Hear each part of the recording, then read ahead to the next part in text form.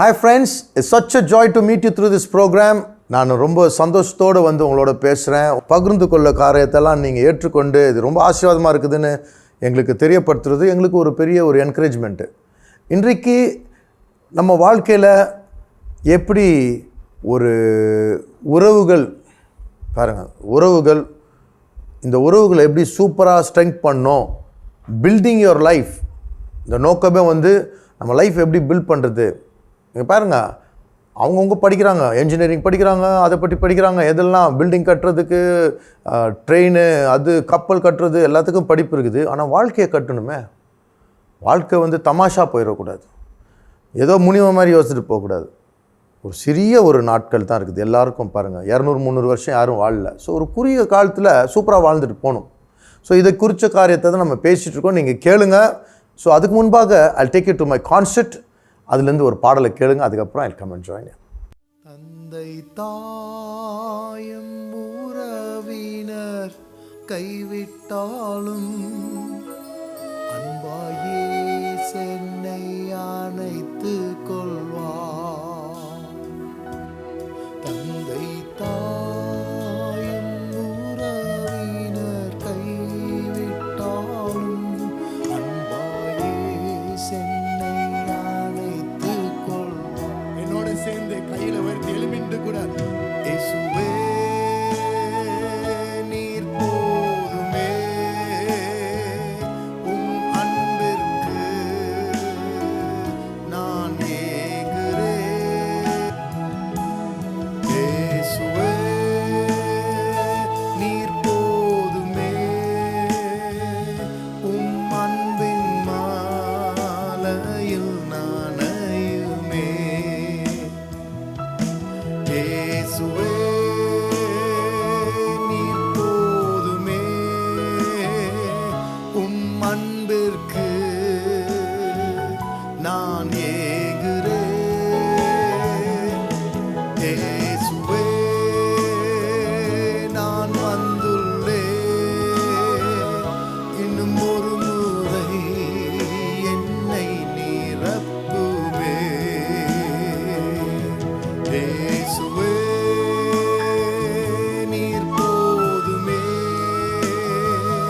உம் அன்பிற்கு நான் ஏங்குறேன். இயேசுவே நான் வந்துள்ளேன், இன்னும் ஒரு முறை என்னை நிரப்புமே. கண்களை மூடி உங்க கரங்களை வைத்து கொஞ்ச நேரம் அவருடைய பிரசன்னத்தில் சொல்லுங்க, என்னை நிரப்புங்க ஆண்டவரே. உங்க அன்பு என்னை நிரப்புனாதான் மற்றவங்களுக்கு அந்த அன்பு கொஞ்சமாச்சும் நான் கொடுக்க முடியும். எனக்கே உள்ள வறண்டு இருந்தா நான் எரிச்சலும் கோபமா இருக்கும். இப்போ உங்க அன்பு எனக்கு தேவை. இயேசுவே நீர் போதுமே, உம் அன்பிற்கு நான் ஏங்குறேன். இயேசுவே நான் வந்துள்ளேன், இன்னும் ஒரு முறை என்னை நிரப்புமே.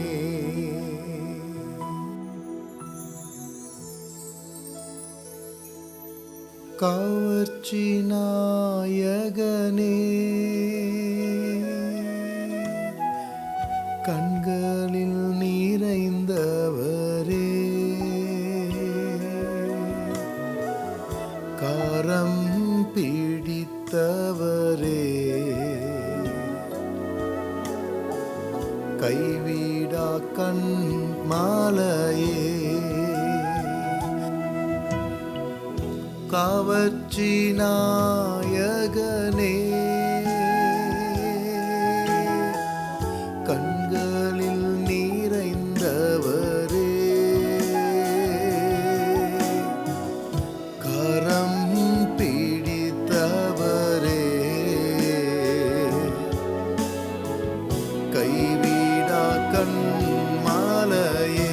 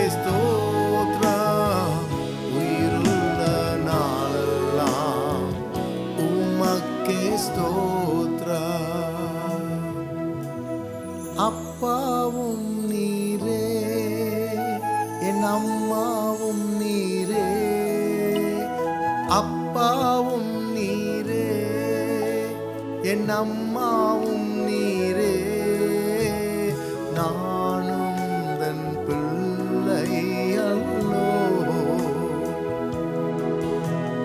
நானும் தன் பிள்ளை அல்லோ, அப்பாவும் நீரே, என் அம்மாவும் நீங்க, அப்பாவும் நீரே, என் அம்மாவும் நீரே, நானும் தன் பிள்ளை அல்லோ, நானும் தன் பிள்ளை அல்லோ. ஐயா வாழ்க, வாழ்க, உம் நாமம் வாழ்க. ஐயா வாழ்க, நீர் வாழ்க, உம் நாமம் வாழ்க. ஐயா வாழ்க, வாழ்க, உம் நாமம் வாழ்க. ஐயா வாழ்க, நீர் வாழ்க, உம் நாமம் வாழ்க. ஒரு போதும் கைவிடா, ஒரு நாளும் விலகிடா, ஒரு போதும் கைவிடா, ஒரு நாளும் விலகிடா, ஒரு தாய் தேற்றுவது போல் என் நேசர் தேற்றுவார். ஒரு தாய் தேற்றுவது போல் என் நேசர் தேற்றுவார். ஹல்லேலூயா, ஹல்லேலூயா.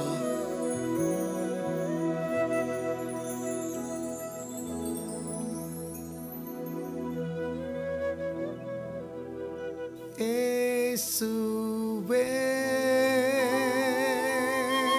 ராஜா, இயேசுவே தேவன், இயேசுவே மீட்பர், இயேசுவே. சொல்லுவா, தந்தேனே என்னை, தந்தேனே என்னை முற்றிலுமாய் உமக்காய் தந்தேனே. இயேசுவே, என் இயேசுவே,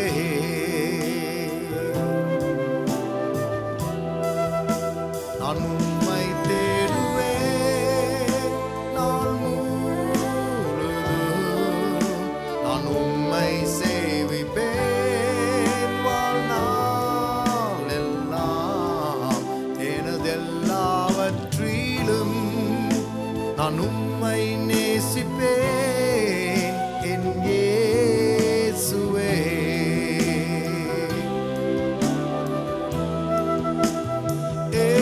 இயேசுவே ராஜா, இயேசுவே தேவன், இயேசுவே மீட்பர்,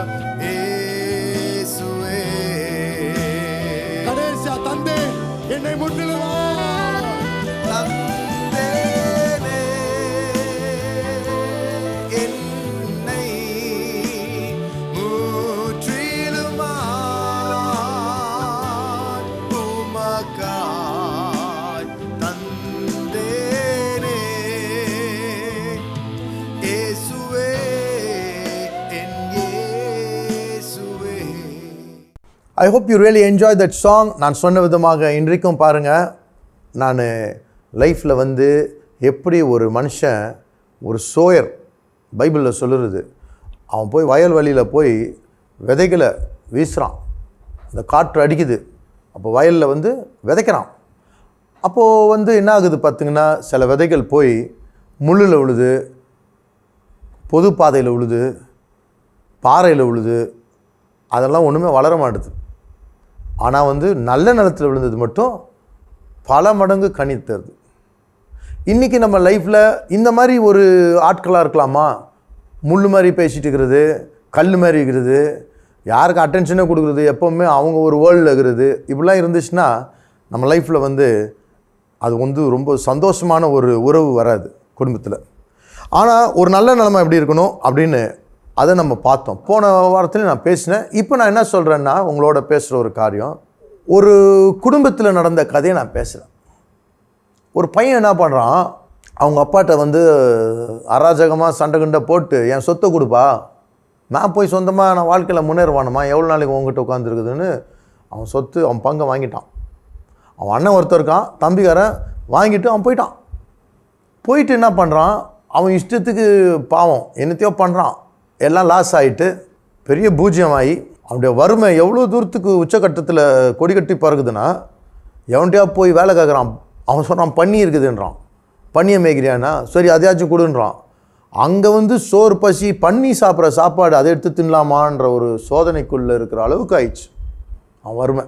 அப்பொழுது அவன் என்ன சொல்கிறான், திடீர்னு யோசிக்கிறான், டேய் நம்ம அப்பா வந்து எவ்வளோ வேலைக்காரங்க வச்சுக்கிறாங்க வீட்டில், அவன்லாம் என்ன சொகுசாக இருக்கிறான், என்ன ஸ்டாண்டர்டில் இருக்கிறானுங்க, நான் வந்து பன்னியோட ஒரு பன்னி மாதிரி உட்காந்துட்டு அந்த நாற்றத்தில் இருக்கிறேன்னு.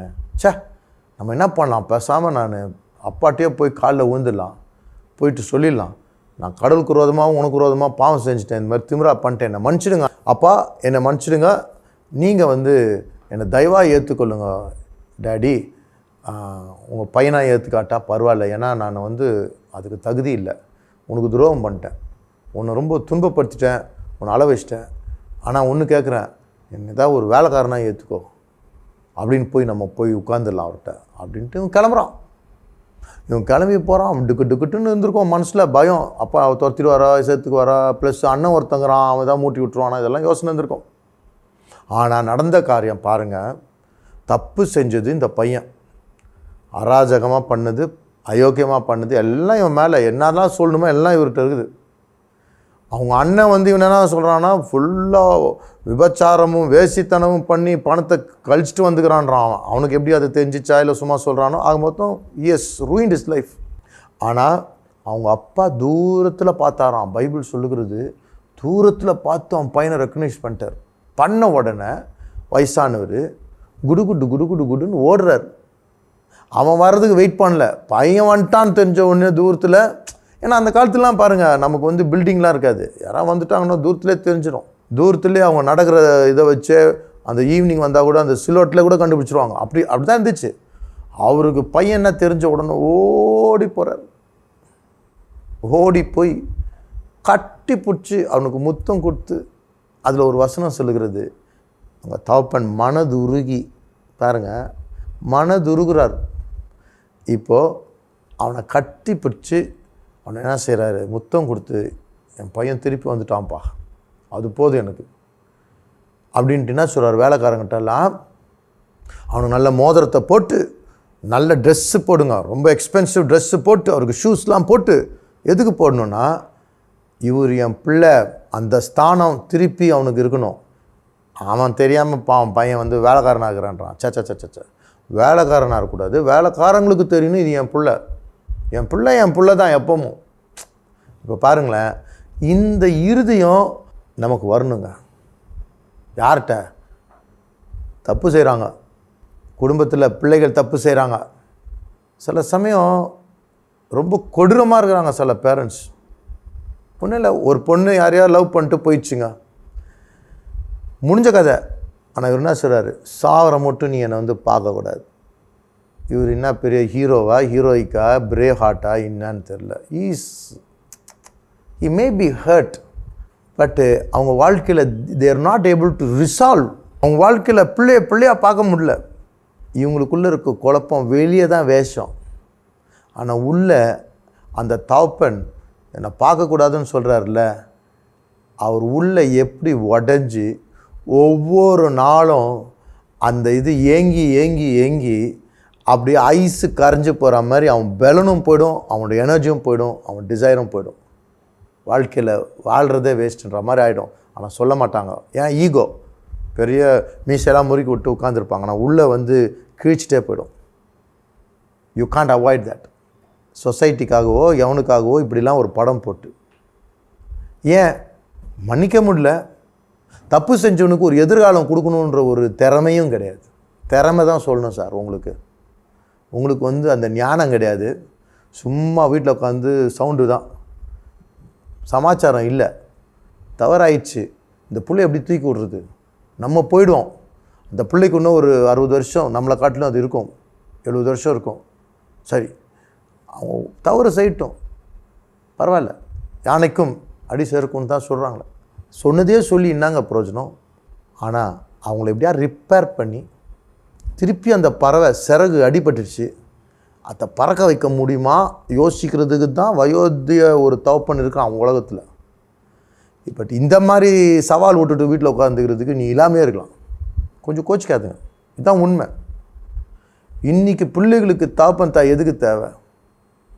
பிள்ளைகள்னால் தப்பு செய்வாங்க, அதுங்க எல்லோரும் வீட்டு விட்டு ஓட்டுவாங்க, எல்லோரும் பேங்கை போய் கொள்ளடிப்பாங்க, எல்லாம் கஞ்சா அடிப்பாங்க. அப்படி சொல்ல, தப்பாக நினைக்காது.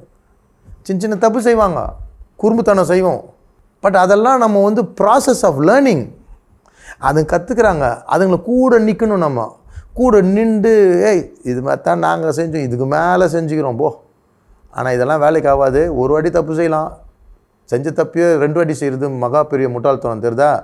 Learn it from this, jump up, go to the next level, you have a better life to live அப்படின்னு சொல்கிறதுக்கு தான் ஒருத்தர் நம்ம இருக்கிறோம், ஒரு கோச் மாதிரி.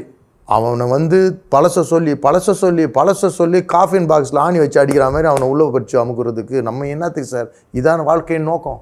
சே, கொஞ்சம் யோசித்து பாருங்கள். இன்றைக்கி சில பையன்க பணம் செலவு பண்ணி படிக்க வச்சேன், அவன் காலேஜுக்கே போகல, வேஸ்ட் பண்ணிட்டான். சரி, வேஸ்ட் பண்ணிட்டான், நீங்கள் அவனை ஃபோர்ஸ் பண்ண, அவனுக்கு அந்த அறிவு இல்லை, அவனுக்கு வேறு ஏதோ இன்ட்ரெஸ்ட் இருக்குது. உடனே அவங்க அம்மா திட்டுறது, நீ தான் பையனை கெடுத்த, இப்படி சொல்லி இவர் என்ன பண்ணுறாரு, வீட்டை நரகமாக்கிக்கிறாரு. வீட்டில் யோசிக்கிறாங்க, இந்த ஆள் சாக மாட்டான், நம்மளை உயிரோடு வாழ விட மாட்டான், இப்படின்னு அவங்க சொல்லிட்டுக்கிறாங்க. உங்களுக்கு தெரியாது, யாரும் சொல்ல மாட்டாங்க, இப்படி தான் சொல்லிட்டுக்கிறாங்க. நம்ம என்னைக்கு தன்மையாக மாறுறோமோ அன்றைக்கி தான் நமக்கு மரியாதை. நம்ம முடி நிறைக்கிறதுக்கும் வயசாகிறதுக்கு யாரும் மதிக்கிறது இல்லை. நம்முடைய தன்மை, நம்முடைய புரோஜனம் ஆகிருக்கிற தன்மை. நம்ம வந்து வயசாகிட்டா கூட you can be a great support, encouraging person. சொல்லலாம், நான் இருக்கிறேன், உனக்காக ஜெபம் பண்ணுறேன், பிரார்த்தனை பண்ணுறேன், கடவுள்கிட்ட ஜெபம் பண்ணுறேன், உனக்காக வேண்டிக்கிறேன், நீ போய் நல்லா வேலை செய், வாழ்க்கையில் முன்னேறு, டாடி ஹெல்ப் பண்ணுறேன் அப்படின்னு ஒரு சொத்தாக மாறணும். நம்ம ஒரு பாரமாக மாறக்கூடாது. You have to decide to become an asset. Even though you become 100 years, you can be an asset. Can't become a liability, a nuisance. முள், கல், இதெல்லாம் நமக்கு வேணாம். நம்ம வாழ்க்கையில் எப்படி மாறப்போகிறோம்? அப்போ இந்த தகப்பனோட இறுதியம் என்னென்னா, மனது உருகிற இறுதியம் சார், மன்னிக்கிற இறுதியம் கிடையாது. மன்னிப்புக்கு மிஞ்சி மனது உருகிறது. அப்படின்னா என்ன அர்த்தம்? ஒரு ஆளை மன்னிக்க போல சார், நீங்கள் என்னமோ பெரிய ஜட்ஜு மாதிரி, ராஜா மாதிரி, மற்றவங்கெல்லாம் கைதி மாதிரி, சரி போ, இனிமே செய்யாத, அப்படி தான் மன்னிக்கிறது. மன்னிக்கிறதே வந்து பெருசாக நினச்சிக்கிறாங்க. மன்னிக்கலைன்னா உங்கள் லைஃப் நிம்மதியாக இருக்காது. மற்றவங்களை மன்னிச்சு விட்டால் தான் நமக்கு ஃப்ரீயாக இருக்கும். ஸோ மன்னிக்கிறனால you are doing only good things to yourself. ஆனால் மன்னிக்கிறதெல்லாம் இப்போ பெரிய மேட்ரு இல்லை. மன்னிப்புக்கு மிஞ்சி இந்த மனுஷனுடைய இறுதியிட மனது உருகிறது. மன்னிக்கிறதே சிலவங்களால் முடியலன்னா அது வந்து ரொம்ப கஷ்டம், அவங்க வாழ்க்கை ரொம்ப நெருங்க மாதிரி இருக்கும் உள்ள. ஆனால் மன்னிச்சதுனால பெருசாக செய்யலை. மன்னிக்கிறவங்க வந்து தனக்கு தான் நன்மை செய்கிறாங்க. ஏன்னா அந்த கடினமான ரிசென்ட்மெண்ட்டு, அந்த பிட்டர்னஸ் எல்லாம் இவங்களை அரிச்சிடும். அதை விட்டுட்டா இவங்களுக்கு நிம்மதி. ஆனால் அதெல்லாம் மிஞ்சி அடுத்த கட்டம் வந்து ஒரு மனதுருகிற ஒரு ஸ்டேட்டுங்க. ஒரு மனதுருகிற ஸ்டேட் இருக்க போது தான் ஒரு தவறு செஞ்ச பையனை கூட நீங்கள் வந்து அவனை கட்டி பிடிச்சி அவனுக்கு கிஸ் பண்ணி அவனை திருப்பி மீட்டு அவன் கீழே விழுந்த நிலைமையிலேருந்து மேலே அவனை தூக்குற ஒரு வல்லமை உனக்கு வரும். இந்த வல்லமை ஒவ்வொரு தகப்பனுக்கு வரணும், ஒவ்வொரு தாய்க்கும் வரணும், ஒவ்வொரு பிள்ளையும் தாய் தகப்பன்ட்டு அனுபவிக்கணும். இதுதான் ரொம்ப முக்கியம். இது ஹாஸ்டல் வார்டன் கிடையாது, இல்லாட்டா போலீஸ் ஸ்டேஷனில் இருக்கிற போலீஸ் அதிகாரி டீச் பண்ணுறாரு, திருத்துறாரு, இல்லை கடினமாக உங்களை மாற்றுறாரு, அது கிடையாது. ஜெயில் வார்டன் மாதிரி. ஒரு தகப்பன் தாயின்றது ஒரு வித்தியாசமான லெவல். இட்ஸ் ஆல்மோஸ்ட் கடவுளுடைய அன்பு நம்ம மூலம் வரணும்னா மனதுருகிற எலமெண்ட்டு. மனதுருகிறதுனா என்னென்னா, ஒருத்தர் சொல்கிறாங்க, அம்மா என்ன சொல்கிறாங்க, பையன் தப்பு செஞ்ச உடனே அம்மா சொல்கிறாங்க, அவன் தெரியாமல் செஞ்சுட்டாங்க, அவனை தெரியாமல் செஞ்சுருப்பான், ஸ்கூலில் கரெக்டாக பண்ணிட்டு வந்துக்கிறான், ஸ்கூல்லேருந்து இன்ஃபர்மேஷன் வருது, அப்பாவுக்கு ஒரே கோவம், அவனை தொழியை பிக்சர்ன்ட்டு உட்காந்துருக்காரு. அதை அப்படியே கூல் டவுன் பண்ணுறதுக்கு என்ன வார்த்தை சொல்கிறாங்க, எங்கள் பையன் தெரியாமல் பண்ணிட்டாங்க.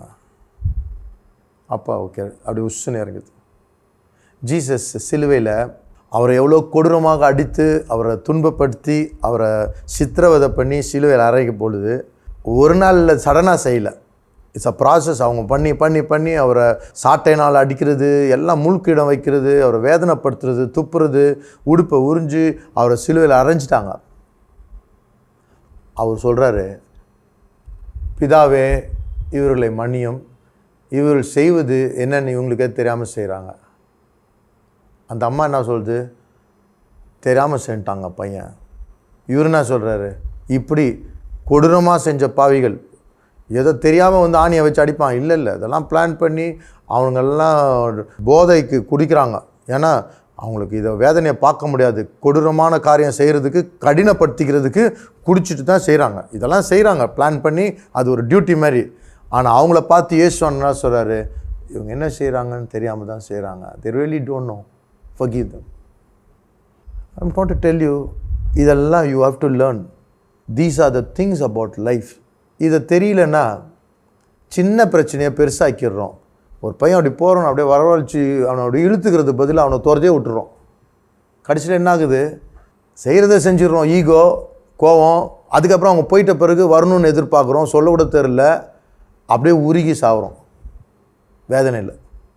இதெல்லாம் சொந்தக்காரன் கூட நிற்க போகிறது இல்லை சார், பக்கத்து வீட்டுக்காரன் நிற்க போகிறது. உங்கள் நெருக்கமான சூழ்நிலையை நீங்கள் க்ரியேட் பண்ணுறங்க.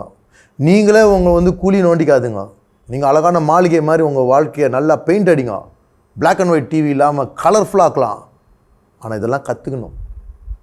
You will learn.